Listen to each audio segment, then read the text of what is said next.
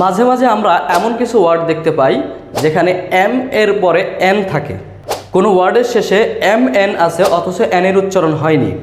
সেই শব্দগুলোর সাথে পরিচিত হব। এন এর উচ্চারণ যখন সাইলেন্ট থাকে, যেমন অথাম। অথাম মিন্স হেমন্ত, এখানে এম এর পরে এন আছে কিন্তু এন এর উচ্চারণ হয়নি, সাইলেন্ট। ড্যাম, এখানে এম এর পরে এন আছে, এন এর উচ্চারণ হয়নি, ড্যাম, দ্যাট মিন্স অগ্রাহ্য করা।